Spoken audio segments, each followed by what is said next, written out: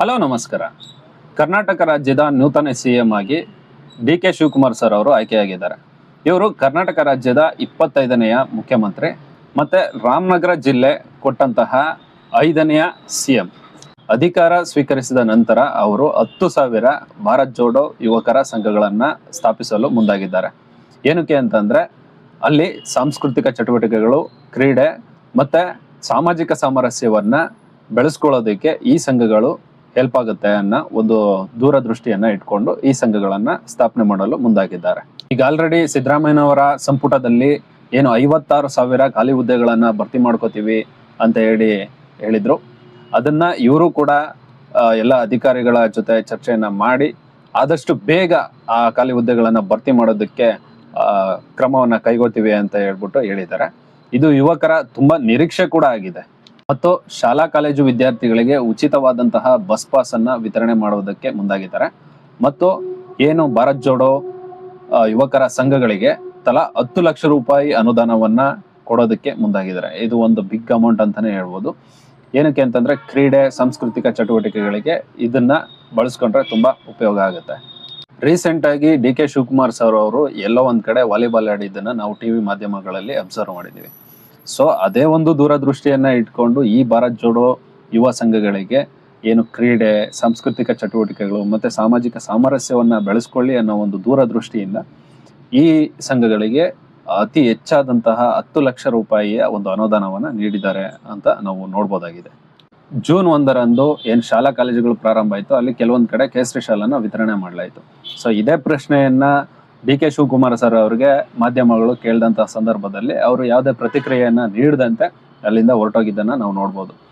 ಮಾಧ್ಯಮಗಳು ಯಾಕೆ ಕೇಳಿರುತ್ತೆ ಅಂತ ಅಂದ್ರೆ, ಒಂದು ಸೆಕ್ಯುಲರ್ ಪಾರ್ಟಿ ಆದಂತಹ ಕಾಂಗ್ರೆಸ್ ಕಡೆಯಿಂದ ಮುಖ್ಯಮಂತ್ರಿ ಆಗ್ತಿರ್ತಕ್ಕಂಥ ಡಿ.ಕೆ. ಶಿವಕುಮಾರ್ ಸರ್ ಅವರು ಏನ್ ಪ್ರತಿಕ್ರಿಯೆಯನ್ನ ಕೊಡ್ತಾರೆ ಅನ್ನೋದನ್ನ ಒಂದು ದೂರದೃಷ್ಟಿ ಇಟ್ಕೊಂಡು ಕೇಳಿರ್ತಾರೆ. ಕೆಲ ಮಾಧ್ಯಮಗಳು ದೂರದೃಷ್ಟಿಯನ್ನ ಇಟ್ಕೊಂಡು ಕೇಳಿರ್ತಾರೆ ಮತ್ತು ಕೆಲವು ಮಾಧ್ಯಮಗಳು ಏನು ಬಿಜೆಪಿ ಮತ್ತೆ ಕಾಂಗ್ರೆಸ್ ನಡುವಿನ ಭಿನ್ನಾಭಿಪ್ರಾಯ ಇರೋದಕ್ಕೂ ಕೂಡ ಕೇಳಿರ್ತಾರೆ. ಸೊ ಈಗ ಮುಖ್ಯಮಂತ್ರಿ ಆಗಿರ್ತಕ್ಕಂಥ ಡಿ.ಕೆ. ಶಿವಕುಮಾರ್ ಸರ್ ಅವರು ಇಂತಹ ಏನು ಈ ಹಿಂದೆ ಹಿಜಾಬ್ ಗಲಾಟೆಯಾಗಿ ವಿದ್ಯಾರ್ಥಿಗಳ ಶಿಕ್ಷಣಕ್ಕೆ ತೊಂದರೆ ಆಗಿತ್ತು ಸುಮಾರು ದಿನಗಳ ಕಾಲ, ಆ ರೀತಿಯ ಯಾವುದೇ ಅಹಿತಕರ ಘಟನೆಗಳು ಸಂಭವಿಸದೇ ಇರೋ ಹಾಗೆ ಹೇಗೆ ಕೋಮುವಾದಿ ಸಂಘರ್ಷಗಳನ್ನ ಈ ರಾಜ್ಯದಲ್ಲಿ ನಿಗ್ರಹಿಸ್ತಾರೆ ಅನ್ನೋದು ಕೂಡ ತುಂಬಾ ಇಂಪಾರ್ಟೆಂಟ್ ಆಗುತ್ತೆ. ಕೋಮುವಾದಿ ಮತ್ತೆ ಧಾರ್ಮಿಕ ಸಂಘರ್ಷಗಳು ಯಾವುದೇ ಒಂದು ಪರ್ಟಿಕ್ಯುಲರ್ ಧರ್ಮದಿಂದ ಬರ್ತವೆ ಅಂತ ನಾವು ಹೇಳೋದಕ್ಕೆ ಬರಲ್ಲ. ಅದು ಹಿಂದೂ ಧರ್ಮ ಆಗಿರ್ಬೋದು, ಕ್ರಿಶ್ಚಿಯನ್ ಧರ್ಮ ಆಗಿರ್ಬೋದು, ಇಸ್ಲಾಂ ಧರ್ಮ ಆಗಿರ್ಬೋದು, ಯಾವುದೇ ಕಡೆಯಿಂದ ಬರ್ಬೋದು. ಅದನ್ನ ಹೇಗೆ ನಿಭಾಯಿಸ್ತಾರೆ ಅನ್ನೋದು ಕೂಡ ತುಂಬಾ ಇಂಪಾರ್ಟೆಂಟ್ ಆಗುತ್ತೆ ಒಂದು ಡೀಸೆಂಟ್ ಆದಂತಹ ಸ್ಟೇಟ್ ರನ್ ಆಗೋದಕ್ಕೆ. ಈಗ ಇಡೀ ಭಾರತದಲ್ಲಿ ಏನು ಕೋಮುವಾದಿ ಸಂಘರ್ಷಗಳು ತುಂಬಾ ಹೆಚ್ಚಿರ್ತಕ್ಕಂಥ ಒಂದು ಧಾರ್ಮಿಕ ಸಂಘರ್ಷಗಳು ಹೆಚ್ಚಿರ್ತಕ್ಕಂಥ ಒಂದು ಸಮಯದಲ್ಲಿ ಇಡೀ ಭಾರತದ ಒಂದು ದೃಷ್ಟಿ ಏನಾಗಿರುತ್ತೆ, ಕರ್ನಾಟಕದ ಕಾಂಗ್ರೆಸ್ ಸರ್ಕಾರದ ಮೇಲೆ ಇರುತ್ತೆ. ಯಾಕೆಂತಂದ್ರೆ ಈ ಹಿಂದೆ ಸಿದ್ದರಾಮಯ್ಯನವರು ಸಿಎಂ ಆದಂತಹ ಸಂದರ್ಭದಲ್ಲಿ ಹೇಗೆ ಈ ಕೋಮುವಾದಿ ಸಂಘರ್ಷಗಳನ್ನ ನಿಭಾಯಿಸಿದ್ರು, ಅದೇ ರೀತಿಯಲ್ಲಿ ಡಿ.ಕೆ. ಶಿವಕುಮಾರ್ ಅವರು ಕೂಡ ನಿಭಾಯಿಸ್ತಾರ ಅನ್ನೋದು ಒಂದು ನಿರೀಕ್ಷೆ ಆಗಿದೆ. ಏನು ಮುಂದೆ ಬರ್ತಕ್ಕಂಥ special intensive revision SIR process ಅಲ್ಲಿ ಕಾಂಗ್ರೆಸ್ ಸರ್ಕಾರ ಯಾವ ರೀತಿಯ ಒಂದು ನಿರ್ಣಾಯಕ ಪಾತ್ರವನ್ನು ವಹಿಸಿ ಕರ್ನಾಟಕ ರಾಜ್ಯದಲ್ಲಿ ಹೆಚ್ಚಿನದಾದಂತಹ ವೋಟರ್ ಲಿಸ್ಟು ಡಿಲೀಟ್ ಆಗದಂತೆ ನೋಡ್ಕೊಳ್ಳುತ್ತೆ ಅನ್ನೋದು ಇವರ ಮುಂದಿನ ಎಲೆಕ್ಷನ್ಗೆ ತುಂಬಾ ಇಂಪಾರ್ಟೆಂಟ್ ಒಂದು ರೋಲ್ನ ಪ್ಲೇ ಮಾಡುತ್ತೆ. ಡಿ.ಕೆ. ಶಿವಕುಮಾರ್ ಅವರು ಆಲ್ರೆಡಿ ಮುಖ್ಯಮಂತ್ರಿ ಆಗೋದಕ್ಕಿಂತ ಮುಂಚೆನೆ ಏನ್ ಹೇಳಿದ್ರು, ಏನು SIR ಪ್ರೋಸೆಸ್ ಅಲ್ಲಿ ಯಾರ್ಯಾರ್ದು ವೋಟರ್ ರೈಟ್ಸ್ ಡಿಲೀಟ್ ಆಗುತ್ತೆ ಅವರಿಗೆ ಯಾವುದೇ ರೀತಿಯ ಸರ್ಕಾರಿ ಸೌಲಭ್ಯಗಳು ದೊರೆಯೋದಿಲ್ಲ ಅಂತ ಕೂಡ ಹೇಳಿದ್ರು ಆಲ್ರೆಡಿ.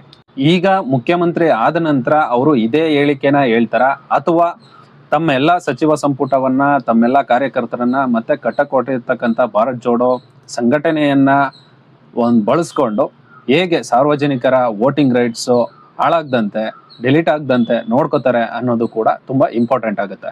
ಮತ್ತು ಈಗ ತಮಿಳುನಾಡು ಸರ್ಕಾರದ CM ವಿಜಯ್ ಅವರು ಏನು ಪ್ರೈವೇಟ್ ಶಾಲೆಗೆ ಸರ್ಕಾರ ನಿಗದಿಪಡಿಸಿದಂತಹ ಒಂದು ಶುಲ್ಕವನ್ನ ರಚಿಸಿದ್ದಾರೆ, ಅದೇ ರೀತಿ ಡಿ.ಕೆ. ಶಿವಕುಮಾರ್ ಅವ್ರಿಗೂ ಕೂಡ ಈ ರಾಜ್ಯದ ಜನತೆ ಎಕ್ಸ್ಪೆಕ್ಟೇಷನ್ ಅನ್ನ ಮಾಡ್ತಾ ಇದ್ದಾರೆ. ಸೊ ಅವ್ರದ್ದು ಕೂಡ ಸುಮಾರಷ್ಟು ಶಿಕ್ಷಣ ಸಂಸ್ಥೆಗಳು ಇರೋದ್ರಿಂದ ಅವರು ಈ ಒಂದು ಪ್ರೋಸೆಸ್ ಅನ್ನ, ಈ ಒಂದು ಶುಲ್ಕ ಪರಿಷ್ಕರಣೆಯನ್ನ ಮಾಡ್ತಾರ ಅನ್ನೋದನ್ನ ನಾವು ಕಾದ್ ನೋಡ್ಬೇಕಿದೆ. ಈಗ ಡಿ.ಕೆ. ಶಿವಕುಮಾರ್ ಅವರು ತಮಗೆ ಸಿಕ್ಕಿರ್ತಕ್ಕಂಥ 2 ವರ್ಷ ಕಾಲಾವಧಿಯಲ್ಲಿ ಹೇಗೆ ಈ ಇಷ್ಟು ಪ್ರೋಸೆಸ್ ಅನ್ನ ಮುನ್ನಡೆಸ್ತಾರೆ ಅನ್ನೋದನ್ನ ನಾವು ಕಾದ್ ನೋಡ್ಬೇಕಿದೆ.